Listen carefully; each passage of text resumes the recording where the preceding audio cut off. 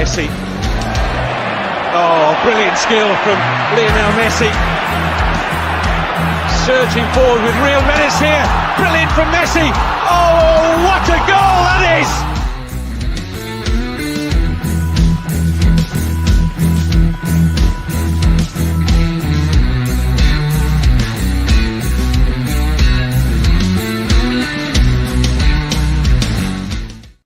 Yes, good evening. Savva here from Football Heritage TV. Joined today by two gooners in the house. We've got Albert JTV. You might have seen him on Arsenal Fan TV. More recently, he's been all celebrity on Sky Sports News. Albert, how are you, mate? When you're not busy being on Sky Sports News? Not bad, man. Very sore experience. I actually only got in about 30 minutes ago from work. It was a bit longer than it should have been, Savva. Car problem. Listen, it's all good. I'm glad to have you here. And also, I mean, who doesn't know this guy? Dan Potts from Football's 12-Man podcast. Also an Arsenal Fan TV, DR Sports type guy. How are you, Dan? Yeah, very well, mate. Thank you so much for having me on, brother. And it's always good to see Albert. It's been too long, Albert, man. Every time I say it's been too much, it's too long, it takes longer. But great to see you both. Yeah, Saturday, man. We'll catch up, bro. Listen, the reason I brought these two Arsenal gentlemen, I'll use that nicely for the moment. The reason I brought them on, I wanted to have a chat about the two clubs. And the reason I wanted to have the chat about the two clubs is obviously last year you guys were in a title race. I think you would probably both agree that you weren't expecting the title race when the season started, having finished fifth the season before and we finished fourth.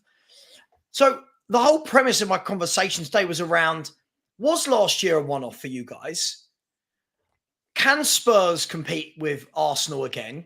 And I want to get your guys' perspective on where you're at, because lots of Arsenal fans I'm seeing are talking about winning the league. And then another section I'm seeing is saying, well, hang on, we haven't actually strengthened enough. And I just wondered where you guys felt you were as a club and how that sort of ties in with your rivalry with Tottenham Hotspur, or if you do see us as rivals. Go on, Pops. You want to go first, Albert?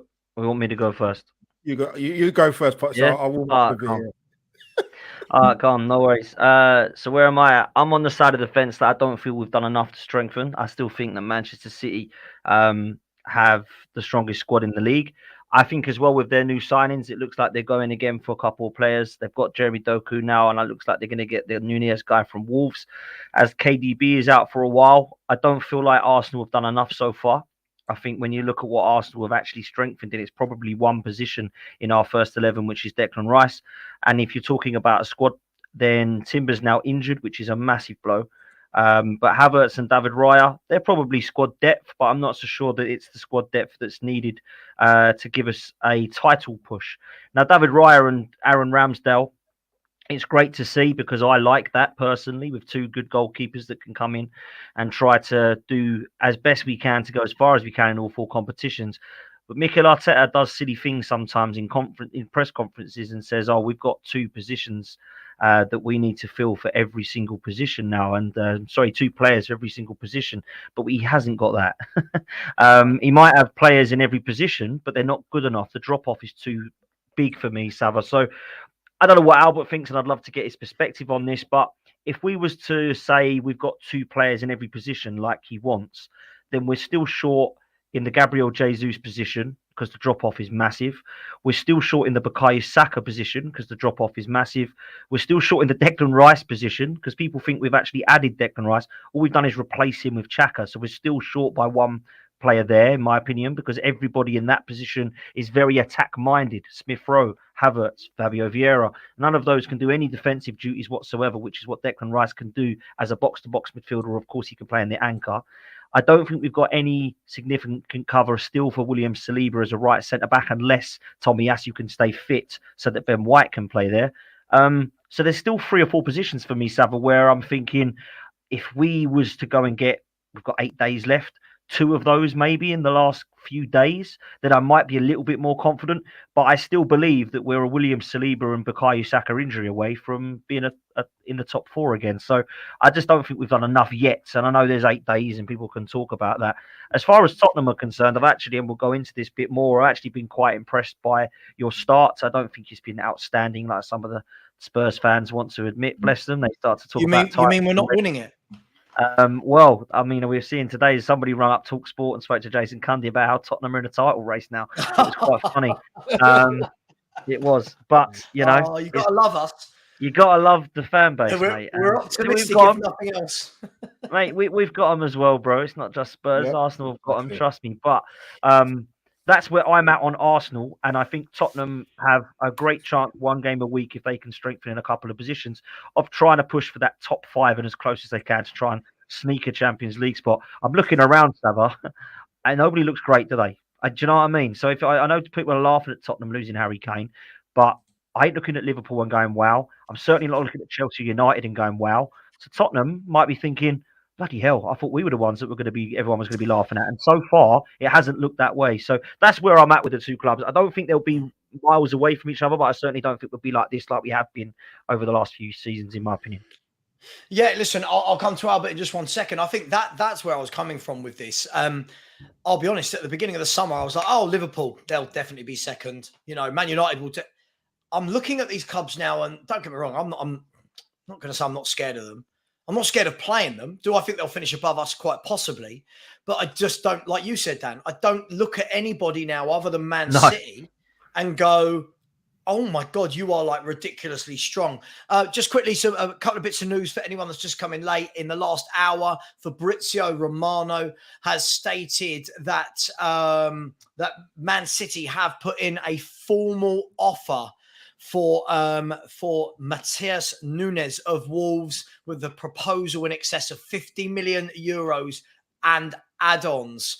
And also David Ornstein in the last 35 minutes or so has said West Ham are on the verge of agreement with Ajax to sign Mohamed Kudus. So a couple of good players there moving apparently, and it's what big clubs do, eh? Not West Ham. I was referring to Man City.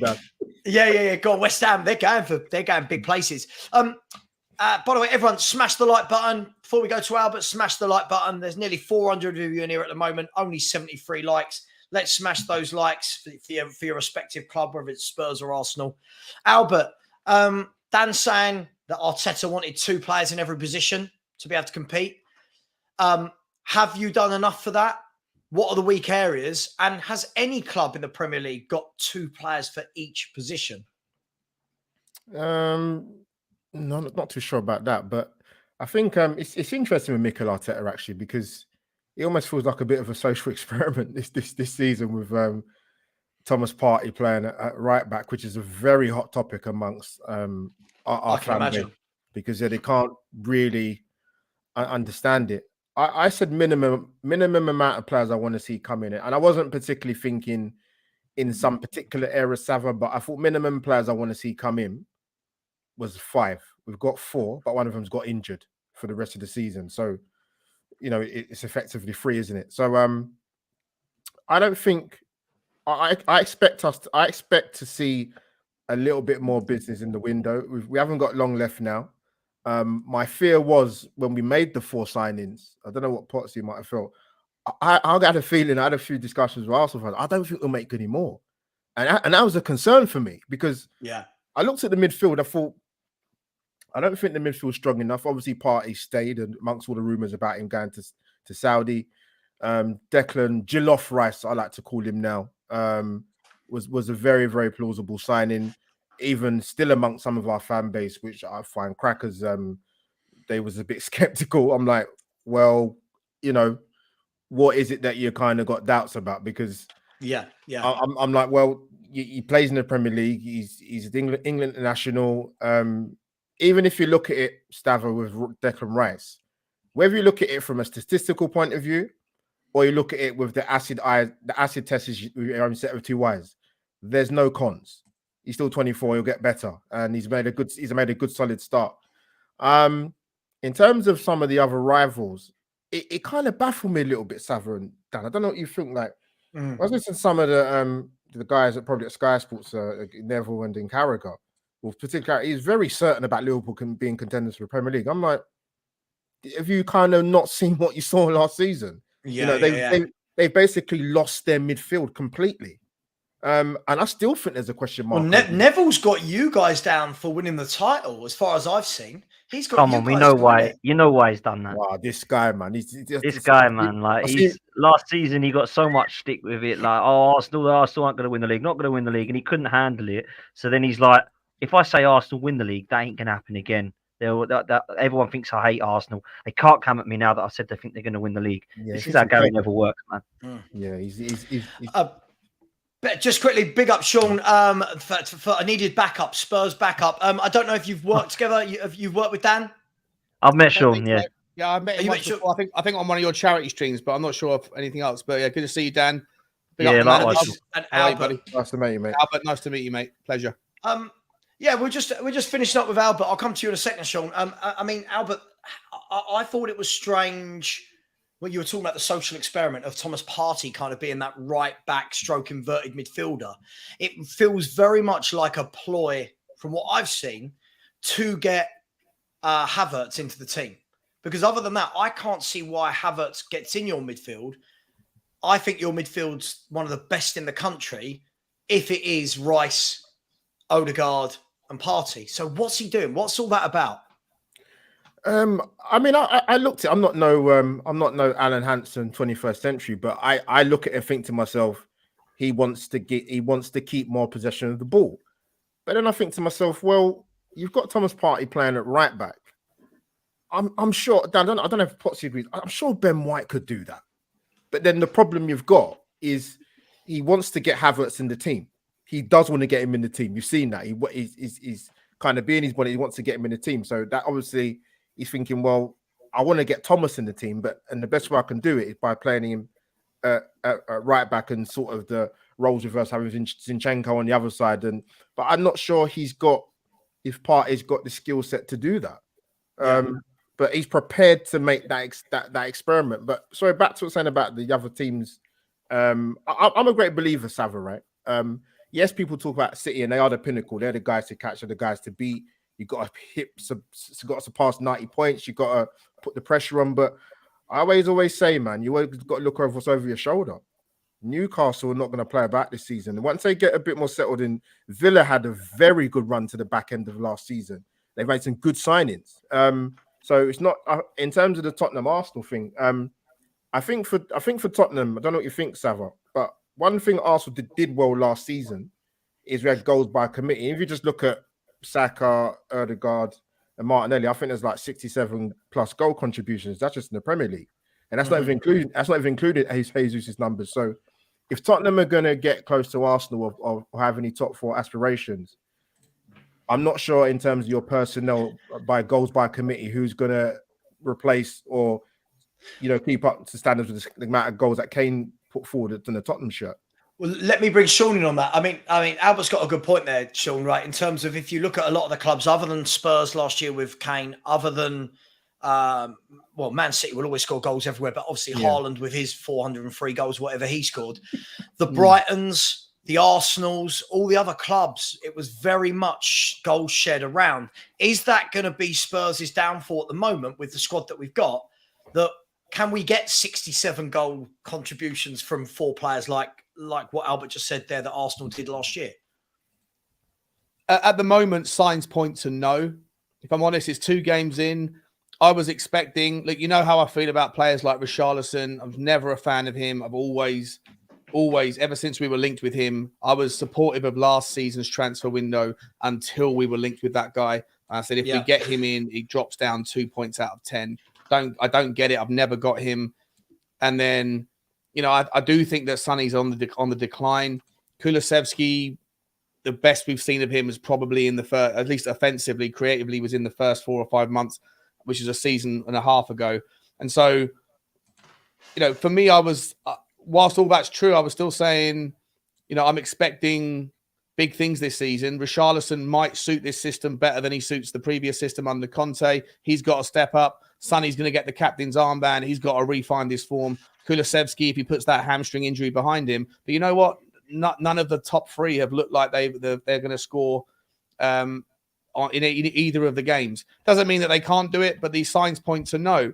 And if that is the case, then if you're going to expect that Sonny's not going to get you 12, 15, 20 goals like he has been capable of in the past, if he's only going to get you 7, 8, if Richarlison's only going to get you 3 or 4, if Decky's only going to get you 5 or 6, then you're going to have to look deeper. And I don't know if Maddison, I think, is going to be absolutely fine.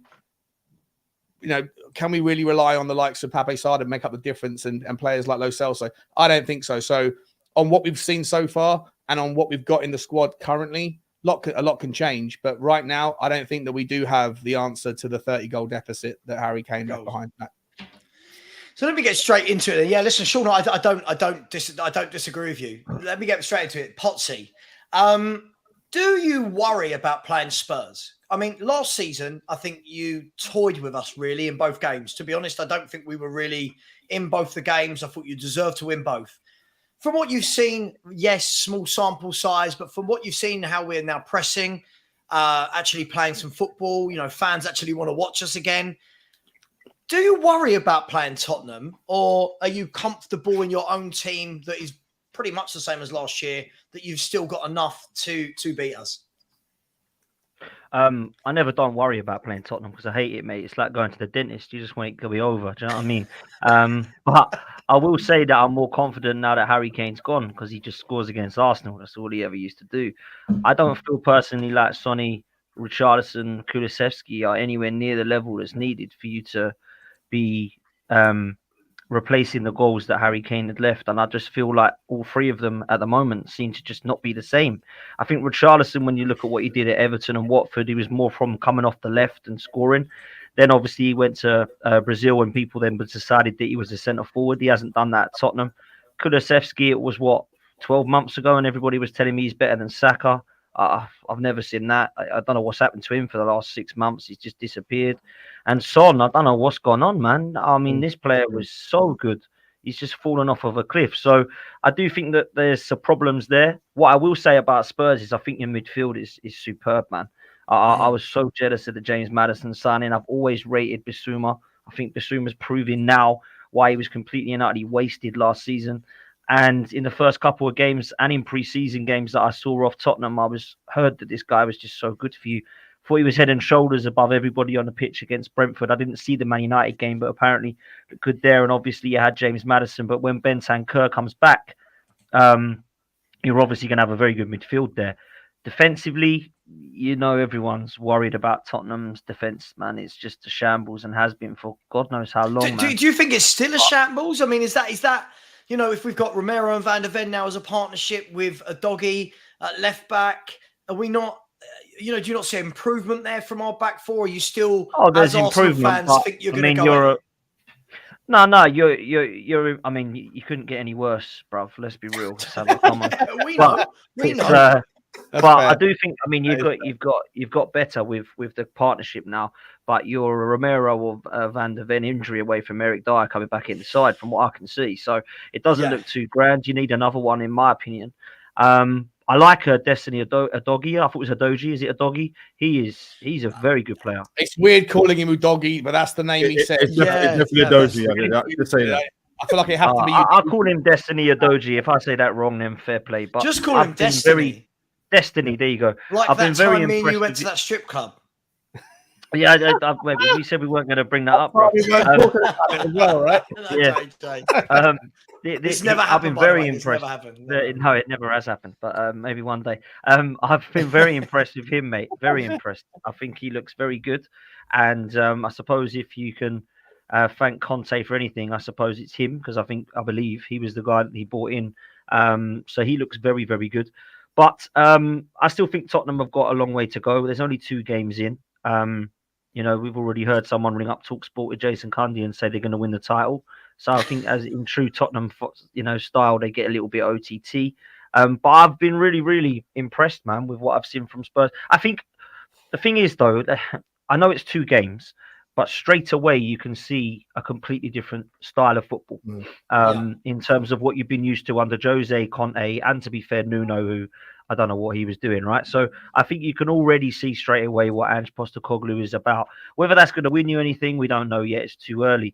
But I can't help but think 2 games in, we're now talking about Tottenham and Arsenal being really close to each other, and one's going to finish above the other. But can Tottenham finish above the other? I think that's way too early for one. And I think if we finish below Spurs, Arteta is not going to be in the job. Is it that cutthroat? Sorry, well, Scott, it depends where you come. I mean, if you win the league, then no.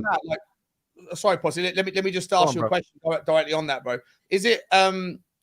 I don't know what your stance was, or either of your stances were on Arteta before last season, but I know there was a significant slice of your fan base that were discontent with Arteta before last season. What needs to happen this year? Because you could still make the argument, as much as you progressed, you bottled the season before last. You bottled top 4 versus Tottenham, and last year you could make the argument. And I'm not sure if you like the phrase, but you did bottle the title race. So we blew it.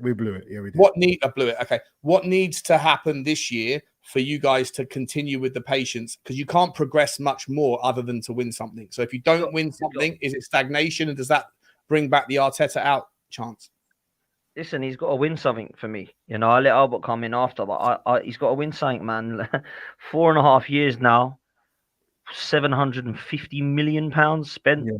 Yeah. What have we actually got to show for that at the moment? And there's context to everything. So if he doesn't win something, it's not sack him. It's how we don't win something. If we go into this season and we lose to Leicester in the Carabao Cup, Aston Villa in the FA Cup, and we lose to Club Brugge because we've dropped down into the Europa League, then I'm going to be saying, where are we going?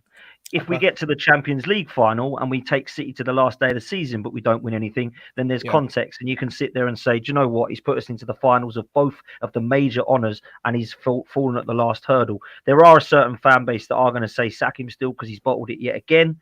But for me, there's context to it. If we have a shocking season in Europe and in domestic cups, I don't really know where we're going, because he might be, I think this season will prove this anyway, he might be the nearly there guy. He might be the Brendan Rodgers, and we might need a Klopp to come and win a sake. That's where I think we are this season for me. Yeah, fair enough.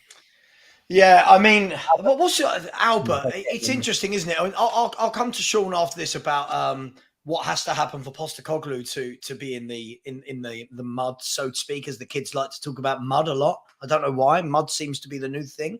Albert, Arteta, he has been there a long time, like Potsy said. He spent a lot of money. This is now very much his team. Some managers you can say, hang on, but it's not his team. He hasn't got his own players yet. This is Arteta's team. He spent a lot of money. And after a title challenge, surely the only thing that is good again is another title challenge, isn't it? Surely anything other than that is backwards. Yeah, no, it's a fair question you ask, actually. I was asked on a Arsenal podcast, I think it would have been the season before last season. Could I see him winning Arsenal league title? And I said no at the time, because I just don't think it will happen. And I've sort of fast forwarded now to obviously what happened last season and the start of this season. And for me, it's pretty simple, Savva. You get to the knockout stage of the Champions League, you win one of the domestic cups, and you maintain a title challenge that goes to the final day of the season. It sounds simple to say, yes, it does, but if you want to is that enough? Just getting out the group of the Champions League? I mean, you're Arsenal. As much as we don't like you as Spurs fans, you're a massive club, right? I know you've not been in it for a while, but surely you're going into the Champions League with, I'm not saying you're going to win it, but surely you've got to get deep into the Champions League, haven't you? Yeah, I said knockout stages. Well, let me be more specific. All right, I'm going to be more specific, Savva, just for the purposes of the podcast. Okay, please do. Yeah. Listen, Arsenal's European record, Potsy knows this. For me, it wrangles horribly. For a club of our stature to have the European record we got is awful. So, listen, they can get to the last eight. You never know what the draw is going to be. You see what happens. But for me, it's the first season back in the Champions League after many years. But if I'm being honest, Savva, I don't care. We need to. We often talk about standards at our football club. In terms of Arteta, we talk about there's some fans, Arsenal fans, that can't stand him. It doesn't matter what he does. That's their prerogative. I mean, if that's context to them, why they don't want him at the club, then why don't you want him at the club? If he doesn't win the league, are they going to sack him? Most probably not. But for me, there has to be a trophy this season. In terms of sort of current management and how long you get, he's had a long time in the job. And he has been backed. So it'd be interesting to see what happens this season. But we cannot. What I don't want to see, and people talk about learning and making sure you don't make the same mistakes as before. 2 seasons ago, we missed out on top 4. We blew it. Yeah, you don't want that to happen again. We maintain a title challenge the following season, but we don't get it done. We can't have it happen again. They need to learn the mistakes from the last 2 seasons. And by doing that, he's having better quality in the squad. If they can add more to the transfer to our recruitment, then fantastic. But there's a lot of pressure on him. And listen, nothing to me.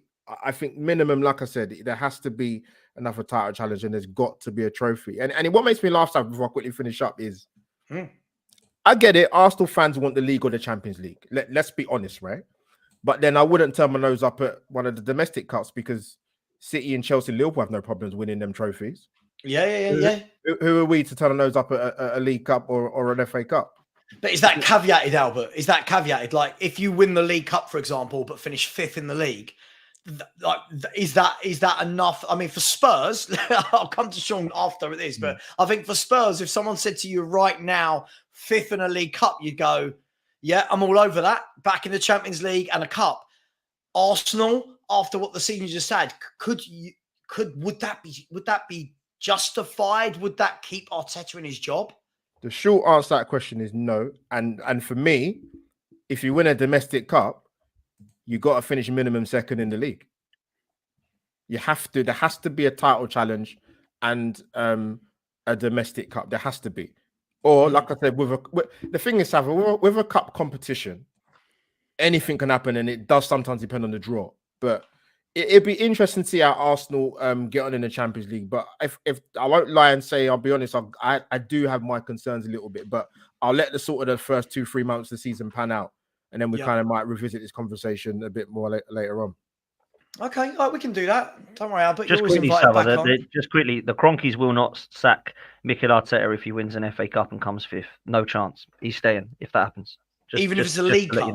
A League Cup as well? Yeah. I think if he wins the trophy, the Kroenkes will go, he's won something, give him another season, give him another 200 million, we'll go and win the league now because he's proven he can win a trophy. That is what will happen, mate. And the fan base will all go, we've won a trophy, let's crack on. This week, go win the title now. There'll be no uproar if Arsenal come 5th and win a trophy from the majority of our fan base. I won't be happy, but I'm very much a minority in our fan base. There's a lot of our fans that lap it up. Over the Arteta period? Only in the last 5 years since Arteta's been there, there's only United and Chelsea that have spent more than us. Interesting. Crazy. So when did the Kroenkes start to worry about their own ROI? Not to get into a financial conversation, but like the whole Chelsea conversation about Todd Bowley and his cohort. On paper, FFP they're net in profit. Well, that's fine if you can create accounting processes that make you look profitable, but actually at some point these guys want their money back, right? They're not here for the good of Chelsea fans. They're here to make some money. Arsenal's owners. I don't know Arsenal's finances very well, so are Arsenal's owners net on the tail end of a big deficit in terms of their own investment versus their ROI? Do they take dividends out of the club? I don't know what the situation is there. The Kroenkes have only had total ownership of Arsenal for, I think, 2 seasons, Albert, or is it 3 seasons now? I think this is the 3rd season that they've had total ownership. Season. Yep. So financially, they're okay. I mean, listen, they're billionaires, of course they're okay, but you get what I'm saying. Yeah. They're not having beans on toast tonight, right? Exactly. You know what I'm saying in terms of that. Right. So I don't think they're looking at the moment going, we need to make some of this back soon, because they're quite new in terms of total ownership at Arsenal. We're not being looked at by FFP at the moment. We're not in one of those clubs. So I think that they're okay. My problem is all of their franchises that they have over in America are this model, and they have all gone on to win something now other than Arsenal. And that's now why they have total ownership. The Colorado Rapids, the LA Rams, they won the Super Bowl. The Nuggets have just won. the what do you call it, the golf. Now it's Arsenal. Now it's looking at Arsenal and what are they going to win? And Josh Kroenke has kind of had that project set for himself. Silent Stan does nothing, man. He comes over and says, "Hi, Mikel. Surprised to see you." Josh has actually been quite heavily involved in his defence in the last 18 months, and they trust Mikel Arteta. And I think if he can actually show progress as he has, then I think they're happy. And unfortunately, I want to win stuff. No, I get it. But Arsenal fans generally are not like on the same camp with like Tottenham fans on Daniel Levy, where it's divided. Most Arsenal fans, generally speaking, because there's progress, you're tolerant of the ownership, even though you're seeing your rivals spending money. Would you say 75-25, Albert? Is that about right? Or would you say that more? I don't know. It depends. You know, it depends who you speak to. The Arsenal fans, to be honest with you, that streams for some of them, and they're vehemently against the Kroenkes or Arteta. But it's an interesting one. Like Potsy said, it's crazy because these guys are businessmen, and you want to be successful. And the way they look after their franchises in America, Arsenal fans have been crying into pint glasses for years because we just want even a little bit of that, and that makes a good point. Like it's Josh seems to be the one that's spearheading it and has the interest and has been given the green light to obviously look after the Arsenal baby. And but I don't know. I think proof is in the pudding because like the key thing is as well, the Kroenkes have only had full ownership for 3 seasons now. But we've got to. They've been backing him. We're in a stage now where, yes, we wasn't expecting a league title push last season, but it is what it is, man. And Arsenal fans. Well, you know what the problem with that is, and like Tottenham for me, like I'm someone. I know how Savva feels about our ownership. I'm someone that I want change at Tottenham. I'm also someone that comes at the angle. I come at my particular perspective from a different vibe, right? But I also feel like Tottenham shot ahead of expectations in 2018 by getting to the Champions League final well ahead of schedule. It reset expectations from the fans of what to do next. And I actually think, and I made this argument before, that is probably the worst thing that could have happened for Tottenham in that gentle kind of gradual progress that we were on. And I know that Savva, thinks very highly of Aston Villa and the progress that they're on right now. And I kind of make similar kind of comparisons with Arsenal, maybe with Villa. If Tottenham had got to the final, if Tottenham had got to the quarterfinal, then the expectations around how we go again, do we need to go again? The words that Pochettino was saying, maybe his ego would have been a little bit less inflated. Everything was on a gradual incline. When you suddenly get to the Champions League final, a little bit out of nowhere, it resets expectations on everybody, sometimes to an unrealistic level. And I would say, maybe Arsenal I don't know, we'll see what happens this year. I heard what you guys were saying around the early start of the season. I agree with you, Potsy, that I think that no one has actually shone. I don't think that any team has particularly come out of the traps looking that ridiculously set up for obvious success. But I feel like if Arsenal don't hit that same level this year, and you did jump ahead of expectations last year, so if you struggle, and listen, I've looked at your stats. I watched your games against Forest and the first game of the season. Like, I don't think you looked to the same level of comfort. You still dominated the games, but I don't think you were as comfortable as you were in the games last season. If you do have a step back, like it's not necessarily unrealistic to expect that you do because you jumped ahead so much last year. It'd be interesting to see how you as a club and your fan base react to the next level of expectation that was probably 1 year too soon.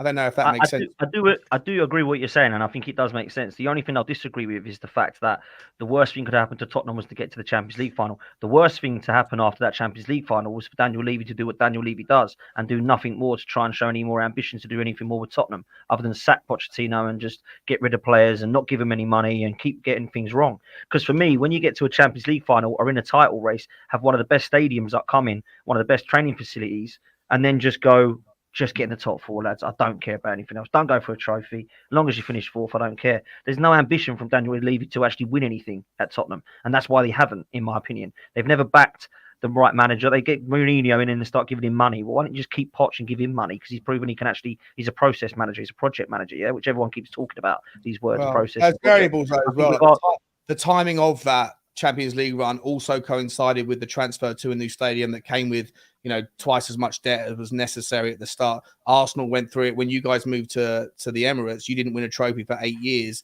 because of the consequences of the financial, the kind of stranglehold around your neck. Tottenham were going through that at the same time. The stadium, the 800, like the stadium was supposed to cost 500 million, ended up costing nearly $1 billion or whatever it was. All that stuff happened at the same time as the Champions League final. I'm not saying that Daniel Levy couldn't have gone and shown some more appetite for risk. Completely agree, but I do think that there are other variables and nuances to the conversation that are not necessarily always factored in by the common debate. Yeah, just quickly before we carry that on, big up to absolutely everyone. There's just under 500 people. Sad to say, there's only 148 likes. This is really, really stingy and tight. Smash that like button. Come on. Managed to get 4 really good, three, shouldn't include myself with that. 3 really good content creators for you tonight to sit and watch. Please keep smashing that like button. Please subscribe to Sean at Spurs Talk Show. Subscribe to Albert JTV. And all their links are in the bio as well for the show. And subscribe to Football's 12-Man podcast. If any of my moderators are in here, if you'd be so kind to put those links in for these guys, please. And as always, keep subscribing to me. We're now closing in on 10,300. So let's smash that subscribe button ASAP. Sean, let me ask you then. Obviously, you heard from the boys where they think they should finish and what their expectations are. For a Spurs fan looking on the outside, looking in, with obviously without the hatred of being a Spurs fan, etc. What do you think about Arsenal in terms of from their very good season last year versus what they've done in the window? Can they kick on? And what's a good and a bad season for Arsenal from your point of view? Look, for me, you know me, Savva, when it comes to like trying to look insular at one particular club, mainly Tottenham, I'm always also talking about the variables, the things that are happening outside, right? People that look at Tottenham and say, we should be doing this because of this. I'm like, well, what about everyone else and what they're doing? They're things that are like variables that are external that you can't control. And I think Arsenal, if you're gonna like reflect on what they can and can't do or shouldn't do, it's not just about Arsenal. For me, Declan Rice, I think, is an unknown entity. I will stand by. I don't know. I don't care about the price that they paid. For me, the expectation on the guy, relative to his experience playing week in, week out for West Ham, is going to be different to what's expected of him playing for Arsenal. High possession team versus a team that was always usually playing in a bank of 5 at the back, or a 4-5-1 when they were away from home. So Declan Rice is going to have a lot more expectation on him. Can he step up and replace Xhaka? Probably should be able to, but it's going to be a kind of teething process. Do I think Kai Havertz was value for money or even a good signing? Sorry, I'm one of the guys who just don't understand where this guy gets his valuations from. Do I think Arsenal are stronger? I don't know.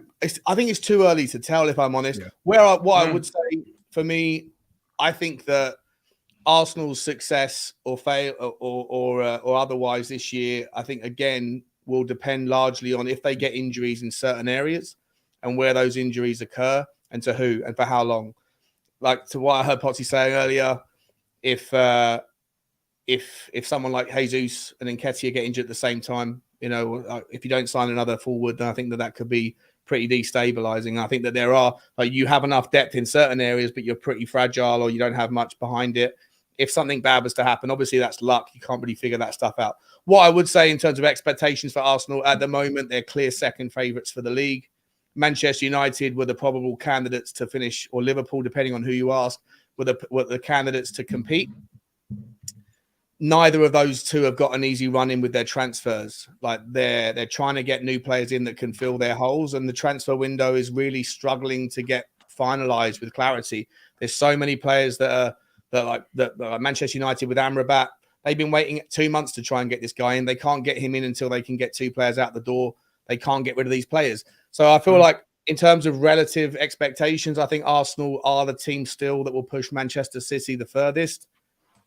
But I would also sit there and say, when you look at teams like Chelsea, and relatively, with the amount of money they spent, the amount of quality they've got in, I think that the expectations around them should be far higher than are currently allocated to them. And I think that when teams like Liverpool and Man United, if they can finish their window in the correct way, then maybe Arsenal might have to look over their shoulder. But if Liverpool and Man United can't get those DMs in, if they can't get those final pieces of the jigsaw, then I think it's an open book around who finishes second, third, fourth, and fifth. There's a lot of teams that are kind of chomping at the bit. A lot of teams that look more set and more ready, whether they can go forward. I heard Albert talking about Newcastle. For me, they look brilliantly prepared. It just comes down to whether or not they can handle the 2 games a week thing with Europe, which is unusual for them. So I don't know. To me, Arsenal look like the second best team in the league at the moment. But yeah, I think things might change. Well, let me ask you, Arsenal lads, do you think you're the second best team? And if so, who's the closest challenger to you? Because I agree with Sean on that. I think a lot of people, including myself, I really thought that Liverpool and Man United would come back really strong. And whilst I think that Liverpool will grow into the season, I think they've got too much going forward. I think they've brought some good players in midfield. I think they still need a bit more. I don't think them or Man United have hit the ground running like you would expect for 2 teams that would fancy themselves to be back in a title race. So are you concerned by these 2 teams? Should Arsenal be finishing above them with the squad that you got compared to them? You know what it is? It's a good question, Sam. It's a strange one because obviously, as Arsenal fans, we didn't expect what happened last season. So yeah, we've kind of jumped ship in that sense. So in terms of our expectations, then, and I probably speak for Potsy in this, with Arsenal, we want to see us in a title challenge for this season coming. Yeah, I think in regards to the other sides being a potential threat or where they might finish in the top 4 or going for a league, United, I know a couple of United fans and they're a little bit concerned because their window has not exactly gone properly the way they wanted it to go, bringing in Mason Mount and Højlund, who's, that's not for now. It's more, for bedding him in and what he's going to do in the future. Chelsea, I don't even know where to start with that. I mean, even as good as even as good as managers Poch is working with younger players, it's going to be hard to gel those guys together. It's going to take a long time. Too much change too quick, right? In 1 year, they've literally bought 24 players. And that's why when people keep saying, they've got to win the league, I keep looking at it going, they have to challenge, mate. They have to win a cup or something. Whatever expectations are on Arsenal's head, Chelsea need to have something similar on theirs. I'm not saying it's the same, but something similar. Yeah, I think the difference is if you take money out of the equation. But don't take money. Hang on. I'll get there. Sorry. Right? If you take money out of the equation for 1 second, you've still got humans that are involved in this, right? You've got a new manager, right? You've got all of the crap that happened at Chelsea last year, a new manager, a new philosophy. You've got like 24 new players in the space of free transfer in 12 months. I just think to be able to go, right, go on, there's 11 players, go and challenge. I just don't think it's right. If I look at Man City's first year under Pep Guardiola, they weren't anywhere near challenging for a title, and they had a much better squad. Arsenal, you challenged for a title last year, but Arteta took 2-3 years to get. I'm not saying that they will, Savva. I'm not saying they will, but when a club in the last 14 months of a new owner, whether or not, as I was saying in the previous point, whether or not they can figure out a way to make the numbers work on an FFP basis. When they've spent near $1 billion or £1 billion, there are expectations around that. And I think that the club, whether or not they want to acknowledge them, they have to kind of to rally up to a certain degree. Yeah. If I don't know, go on now. No, I hear what you're saying. I think I look at Arsenal last season, right? And I think we got to a point where the reality of where we are and how good we are is hence the reason why it kind of almost leveled out, and we might as to why maybe we never got over the line in getting the league title done. That's just my honest opinion. I think when you go from 5th and 5th, then go for a league title challenge, that's a big jump. even as with the history of Arsenal. So with Chelsea, I've got to be honest. My short answer to that is I have no idea what they're going to do this season. I don't care what manager you put in there. I don't care what manager you put in there. To work with those group of players, to find a system, to find your best 11. Yes, they haven't got European football. Yes, they haven't got European football, but still, to gel those amount of players together is going to be difficult. We're talking about Arsenal with the players we brought in, and some of them are Premier League-based players. But you've got to learn what the manager wants, the players around you, the strengths and the weaknesses. So I think Arsenal, even not just for the fact that I know there's only 2 games gone, but I think we are probably better equipped to challenge Man City for a league title than anybody else. But Albert, look, for me, listen, I just think it's consistency. I mean, sure, you hear me use this word when I'm streaming all the time. For me, consistency is everything. And listen, whether or not all those players Chelsea bought, for example, whether they were all 100 million or all 10 million, there's still a lot of new players that, by the way, that aren't coming into a team or a club that had any sort of harmony. It wasn't like they went and spent £1 billion, added it to 7 or 8 top players they already had and went, go on, there's the finishing touches. They've built a squad in 3 windows. Most clubs do that over 7 or 8, right? So most people do that over 5 years. I think for me, I think Potter's failed if he doesn't get them back in Champions League. Only my opinion. Got to be more than Champions League, mate. Champions League is top 5. Yeah, but I don't think they're ready. If Manchester United finish this window without getting Amrabat in because they can't get rid of Maguire, right? Manchester United got beaten 3-0. I know it's a little bit of context because it was, somewhat a half-baked team or whatever. Got beaten 3-0 tonight behind closed scenes by Burnley's under-23 squad. Like, I think Tottenham fans need to calm down a little bit about beating Manchester United because it's such a rarity when you hear those kind of stats. Like, Man United are not anywhere like where we thought or where we've heard that they're supposed to be at and where they're how ready they are for a title run. Liverpool the same. Like when they lost out on Lavia and Caicedo and they went and got Endo. Like if that's it, if that's what they, I think Liverpool will score a lot of goals. I think they're going to concede a fortune as well. To me, if the window doesn't end with any kind of dramatic changes to some of these top 4 clubs, then I think Chelsea have to absolutely finish in the top 5, which is Champions League, and I agree, and get into the final. Obviously, like Potts was saying earlier on, like there's volatility in what are the outcomes because of who you get when you get them, but generally speaking, Chelsea absolutely have to go on a cup run or 2 and also get in the top 5 to justify that investment. Otherwise, what is the point of elite sport? For fans, it's to win. But it's win. 1 year. What's the point of elite sport right? for ownership? Right? Ownership, they have to make money at some point. Listen, I agree with you to an extent, but I just think when I look at it, I think Arsenal are better than Chelsea. I think Man City and Arsenal are much better than Chelsea. They're more settled. The managers have been there for years. The players have been there for years. They all know the philosophy. I think Chelsea should be aiming for that 4th, 5th place. That's where I think they are at the moment. That's where I think they will come as a team and get stronger second half of the season. At the moment, you've got so many new players that I don't care if you picked the best 11 players in the world and put them together and said, right, go on. I think you've got partnerships have got to be formed. You've got to build. And as I said, from a year and a half ago or just over 14 months ago when Todd Bowley took them over, who's left in that Chelsea team from before?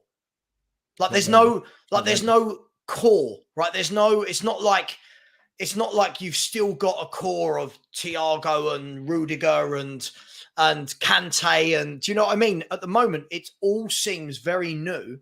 And I just don't think they're good enough to go on a title charge. There's a difference between spending money and spending money on top ready-made Premier League winning experienced players. I agree. And Chelsea have not done that. Chelsea have got a different route. And in my opinion, I don't think their aim is to win the title this season. I think they're very realistic about where they're going. And the caliber of player they're buying, those between the ages of 18 and 23, proves that they're not ready to win the title. I agree with what Sean's saying because they've spent so much money. There needs to be something to show for it this season. But I think going for a top 5 position and as far as they can in a cup competition is a realistic outcome for Chelsea for this season. But if they're going to start going and spending money on players that we all look at the team and go, yeah, they should go and win the title with that team. Then that's a different case. And I don't look at them at the moment. I can only see Nicholas Jackson up front. I mean, he's not going to get him 30 goals a season to win him a title. Yeah. So for me, I just don't think they're ready for that. But I do think that for me, Chelsea, it's a madness, isn't it? That they're actually, it's taken Mikel Arteta 4.5 years at a process to completely revamp Arsenal. It's taken this guy 3 windows, it's absolutely mad. Or 2 windows, but really. That's why I think crazy. sometimes, Dan, you can do too much too soon. And I think you're right. Listen, I think Chelsea will be a strong team. I think that I had Charlie on from Blue Brother earlier, and what we were talking about was whether or not the Chelsea fans will have the patience, because they're so used to winning things. They're the most decorated club for the last 2 decades in this country. And I think they've got to realise now that for the last 2 decades, they've had the world's best player. Not all of them, but you know what I mean? They've been world-class players. They've been spoiled, Savva. Because if you look at it with Chelsea, sorry, Savva, quickly. Go on, you're right. Like, obviously, they've lost in Nkunku. If you look at the Premier League appearances with Lavia and Caicedo, they're not played a lot of Premier League football. Enzo Fernandez needs another full season behind him. There's so much to do that it's going to be difficult for them, man. And like I said, the other guys behind the Villas and the Newcastle, it will be interesting how they get on Savva, because it's going to, they talk about the usual suspects going for the top 4, top 5, but these guys, if they get it together, maybe they might get knocked out in a few cup competitions a bit early, and they've got the league to concentrate on. It's going to be tough. Yeah, listen, it's going to be interesting. I mean, is there anyone else, guys, like collectively that who are we looking at for that top 5? I'll put it out there. Can we all agree right now that Man City are definitely in there, right? Would everyone agree with that to start? Yeah. Right, Man City are not going to drop off and finish outside the top 5, right? No. If they do, put a bet on it now and see. I think you'll get some great odds. Are we all going to say that Arsenal are shoo-in for the top 5? Yep. We're all going to go, okay, I'll happily go along with that. Are we all shoo-in that Liverpool are top 5? And the reason I'm saying 5 now is because of obviously the Champions League allocations changing, which I think is ridiculous, but that's a different story. Are we all putting our money on Liverpool definitely being one of the best 5 teams in the country? No, not until the window decides that they're going to go and get the centre-back and defensive midfielder that they badly need. So, right back. I mean, crazily need. For me, that's not a shoo-in. And I had Liverpool coming 3rd this year because I assumed they were going to go and get a Lavia, and I assumed they were going to go and get a centre-half, and they've got neither of those so far, and they've had Endu. Or a right back, or the right back. Right? Yeah, exactly. So for me, we're not seeing that as a shoo-in anymore. And yeah, I had Liverpool in my top 4 along with Newcastle, Arsenal, and Man City, and I think Newcastle at the moment are the ones that are looking like they could be okay, as opposed to Liverpool and Manchester United, which I didn't think I'd say, but I think that is a shoo-in. Okay, so Albert, do you see Liverpool as, so far we've got Arsenal and City, so we've allocated 2 of our 5. Are you seeing Liverpool as a shoo-in for Champions League football next season? They're not a shoo-in. I had them in my top 4 actually. And it's kind of like, it's mad because you've lost Fabinho. Milner's obviously moved on. Who's the other guy that's gone off? He's gone out of my head now. They've lost Henderson, Fabinho, Milner, Keita, and Oxlade-Chamberlain all in one window from the midfield. So I just assumed they got rid of all 5 of them before they bought one in. That's the weirdest, and that's why crazy. That is crazy for me. Crazy, and it is crazy because they got McAllister in very early. So you thought, okay, they've got him in early. He's a good player, very good player actually. That they'll get the necessary players that they need to get in, but that hasn't been the case. So that's kind of made me think. It's not a shoo-in, but I still, as long as you keep Salah fit, because that guy's just a goal machine. Let me ask another way. Can you see 5 better teams than Liverpool? I can't. Personally, I can't. I just think they've got too much going forward. I think they've got so many goals in that team. That's what will save them. Sean, you think there's 5 better teams than Liverpool? I do. I think that everyone's sleeping on Brighton. I think Brighton have improved once again, even without Caicedo. I think they've improved. They look amazing. They look like it doesn't matter who they lose. They got the next guy to step in. They've got a vibe about them that is incredible belief. They've got talent on the bench. You know, they've just got. They're not like they've never been a big name player, a big name club, but everyone that seems to be coming in just knows the system, knows what to do, does and executes on it every single time. They are, for me, right up there. That could easily surprise to the upside. I agree with about Newcastle, Arsenal, and Manchester City. And so, if you're looking for someone who's going to replace Liverpool in the top 5, well, it's either going to be Brighton, or it's going to be maybe Manchester United if they get their stuff together and they finally figure out how to move players out so they can move their final players in. But to be entirely honest, Manchester United look an absolute mess. They look an absolute mess. They do. So I see where you're going with this, Sean. You're about to put in the team that you've got a secret crush on, Aston Villa, into I can't stand Aston Villa. Aston Villa. I can't stand Aston Villa with the passion of 1,000 furious suns. I think that they'll do bits as well.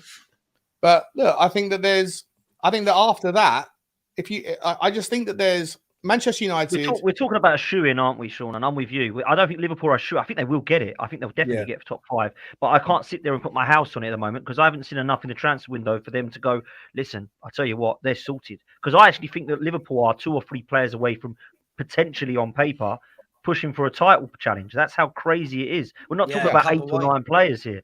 So it's mad for me to even discuss the fact that they might not be a shoe-in for top 5.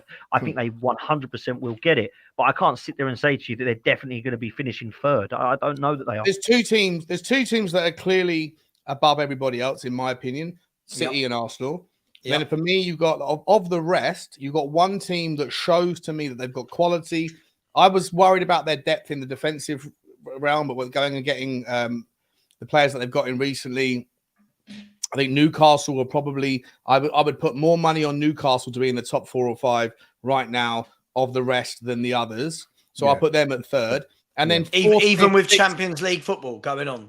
Well, that's a variable, but I think they've got depth, and I think that Eddie Howe is going to just keep them on the grounded level, and I think that he's going to keep them, like I say. I think they'll be. They've made some shrewd signings, man.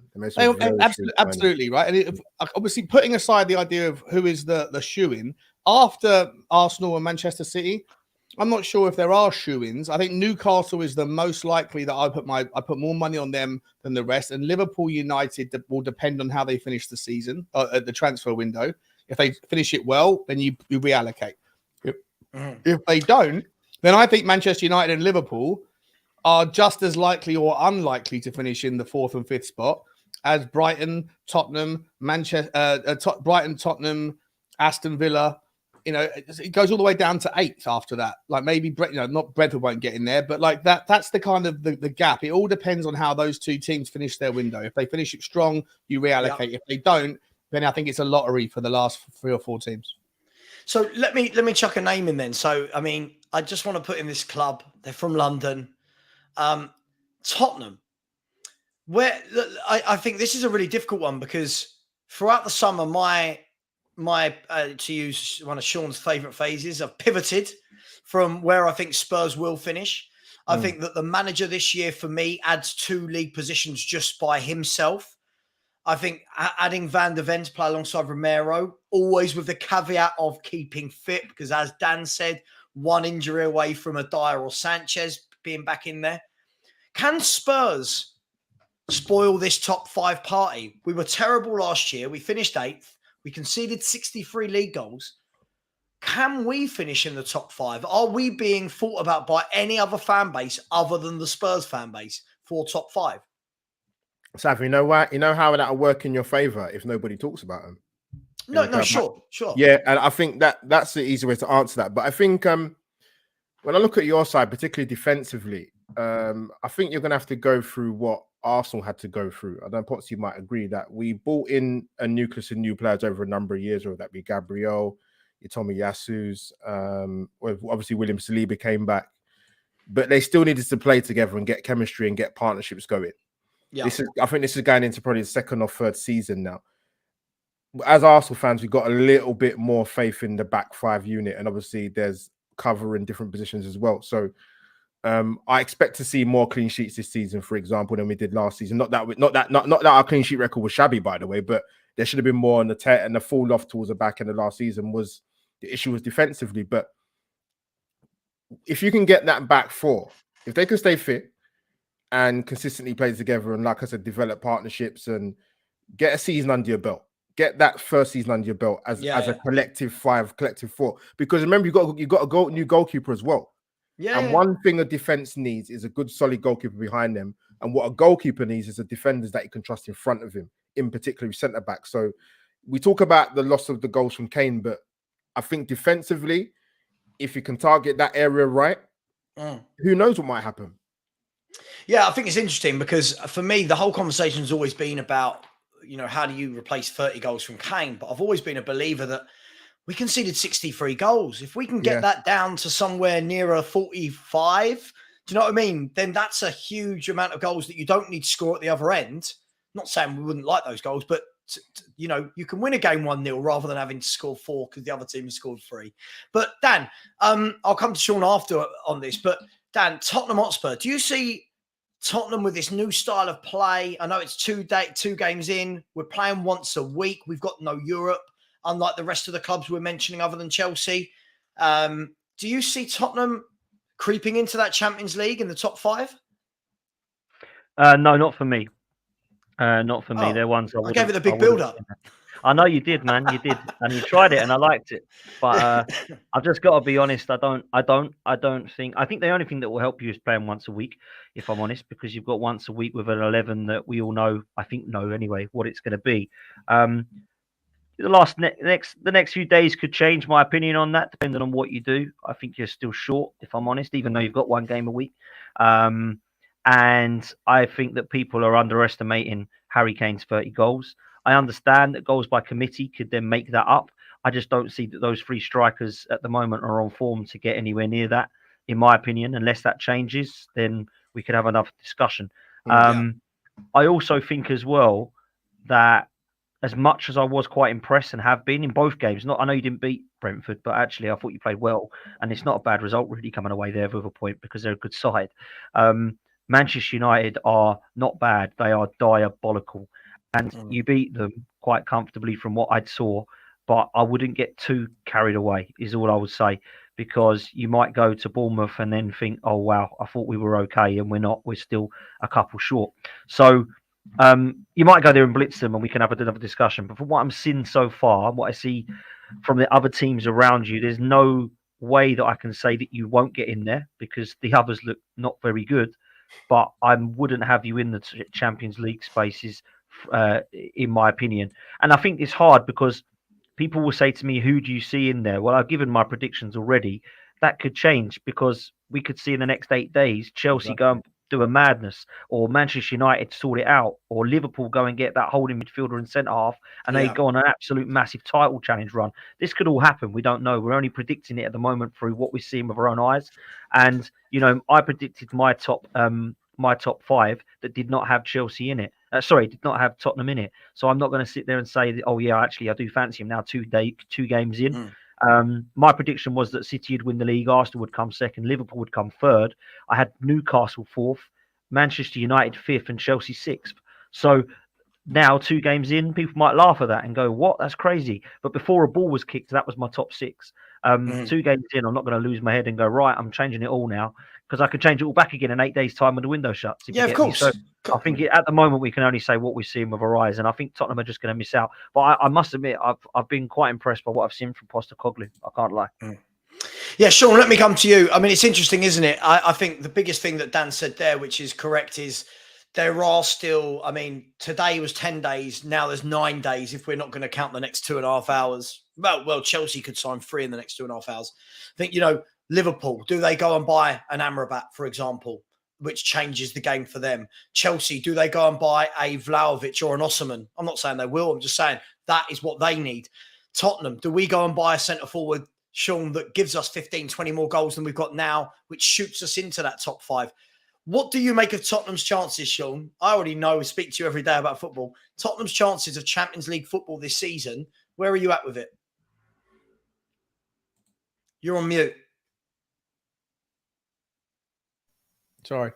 Every club has got every club's got their business to do, right? And if we're going to sit there and factor in what Tottenham need, we need to go and get a striker and a centre back. Then you also have to give the same levity, the same kind of leverage to every other club. For me, the only way Tottenham get into the top 5 this year is if we strengthen in the last few days of the window, and if Liverpool and Manchester United don't get their problems sorted. If Liverpool and United get their problems sorted, then I think that they will fill up the 4th and 5th spot.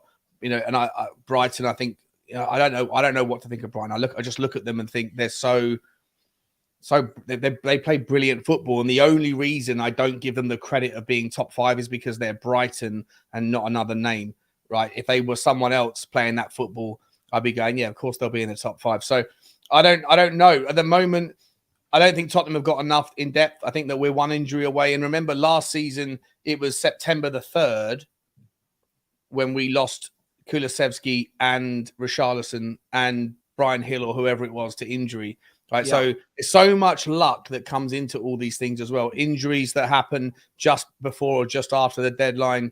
And then what happens with the transfers. Right now, I don't think Tottenham are a top 5 team. I'm happy for the expectations to be 7th or 8th. Mm-hmm. Yeah, it's interesting, isn't it? I mean, look, I've just, in case anyone cared about my opinion, I've said all along, for me, this year needs to be about consolidation. I think get a European position, whether that's Conference League or Europa League, get that. I think it's good that we didn't have it this year. I think it allows us to concentrate on having that one game a year, not having to have a massive squad where you're constantly rotating players all the time. But from where we were last year, I don't see any way in which we're worse than that. I really don't. Like 8th. The football was dreadful. Can I ask you a quick question, though, Savva? For fun. Yeah, go for it, man. Can I ask you a real quick question? Because this is what I don't get with some of the Tottenham fans. And, you know, I'm not trying to even banter you here. For me, if I'm a Spurs fan, I don't really care where we're going in the league. Just win me a trophy. That's what I'm saying.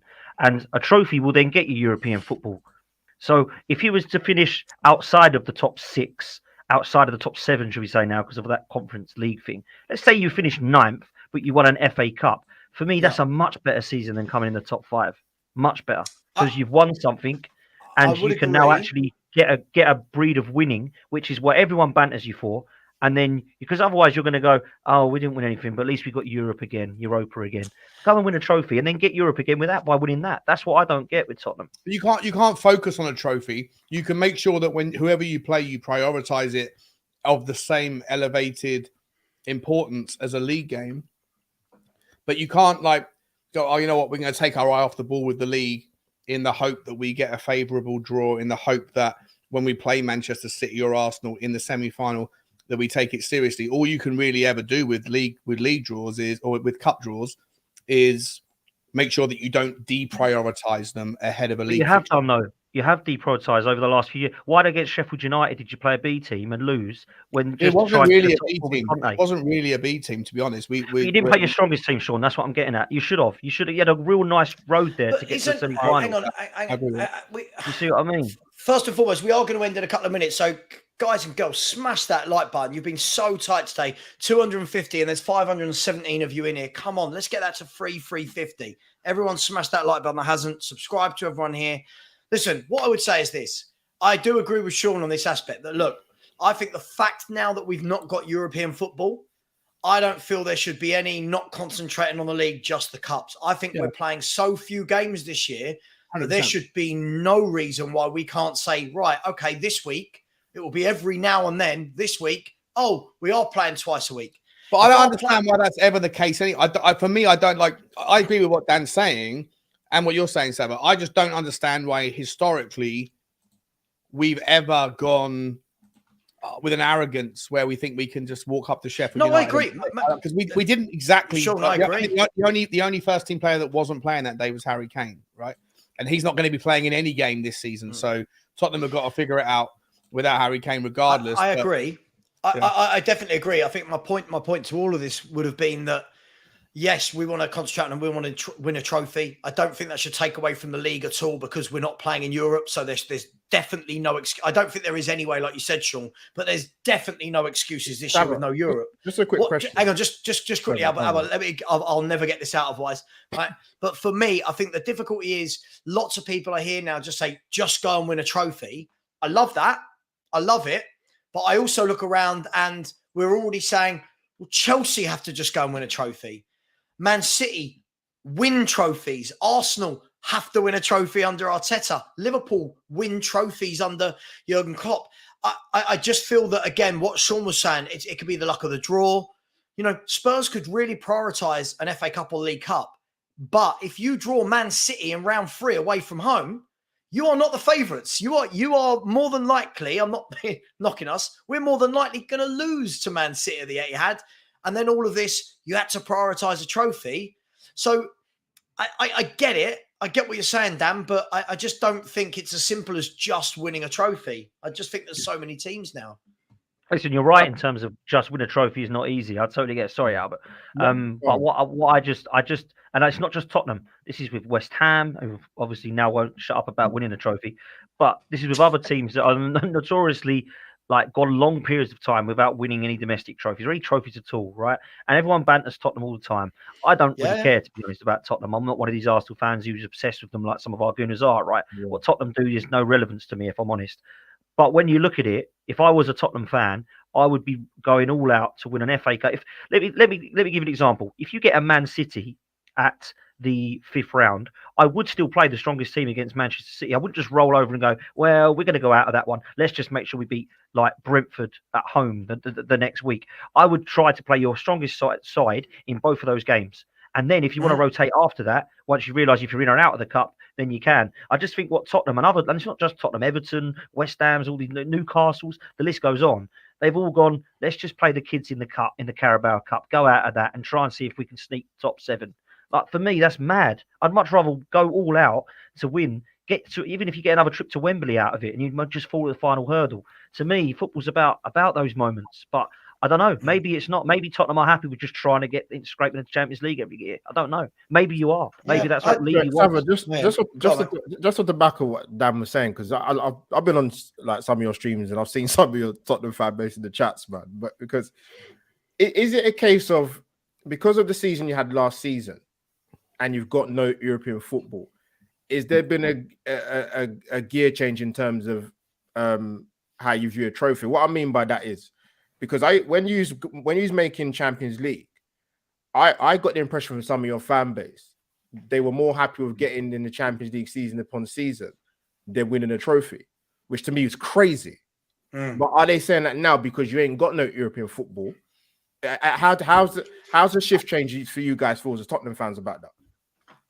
Listen, I'll say, and then Sean can say, and then after I really do need to wrap up because I'm streaming with you, Dan, at 10, and I've got to eat. I've been streaming since 5 p.m. Look, I don't think it changes too much, to be honest, Albert. Look, for me, I've always said that it's all great when people keep celebrating this 4th. I'm not one people go 4th. We finished 4th. Conte got us 4th. This manager got us 4th. That's great, but after a while, it's like, so what? We've done that. We did that last season and we did that the season before. It's like, that's great. Now what? Okay, you finished 4th. Now what? And 4th for me is great. Champions League football is great. But unfortunately, the owners have never had, as Sean would say, never wanted the appetite for risk or the ambition to say, right, we finished 4th. How can we now go and finish 2nd and put a bit of pressure on those guys at the top? So I'm not one of these Spurs fans who thinks 4th is the be-all and end-all. I don't think it is. I would love a trophy, but this season, all I'm saying is we haven't got any Europe. There should be no reason why we can't concentrate on the Europe and a few cup games in between. Yeah, while all our rivals, if you want to call them that, other than Chelsea, are going to be involved in midweek European football. I don't know if that answers the question. I mean, Sean, quickly to round it off, what do you think about that? He's frozen. He's frozen. Yeah, his internet does this a lot. His internet does this. He's frozen, but at least he's enjoying that pizza. I'm so jealous. Listen, everybody, thank you so much for joining. Listen, Albert, thanks very much. Where can people find your content, Albert?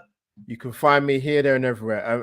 Albert JTV. You see me appearing on Potsy's channel and other big Arsenal podcasts, and maybe a few other appearances elsewhere, Savva. But at least get you on Savva, actually.